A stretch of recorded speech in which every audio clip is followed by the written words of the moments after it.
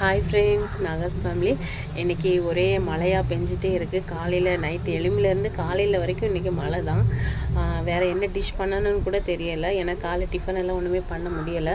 ஒரே டிஷ்ஷாக முடிச்சிடலான்னு சொல்லிவிட்டு இன்றைக்கி சாப்பாடும் அதுக்கப்புறம் எங்கள் ஊர் ஸ்டைலில் வந்து சாலை மீன் வாங்கியிருந்தேன். சாலை மீனில் கொஞ்சம் இஞ்சி பூண்டு மட்டும், பெப்பர் பொடி, வத்தல் மல்லிப்பொடி, மஞ்சள் பொடி, அதுக்கப்புறம் நல்லெண்ணெய் இதை சேர்த்து நம்ம வந்து ஒரு சட்டி பற்றுற மாதிரி ஒரு மீன் குழம்பு வச்சுருக்கேன்.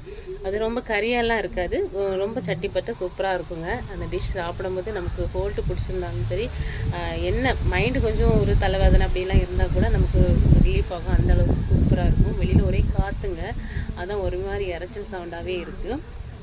வேறு நல்ல மிளகு போட்டு ரசம், தக்காளி ரசம் வச்சுருக்கேன். இன்றைக்கி இதாங்க டிஷ்ஷு.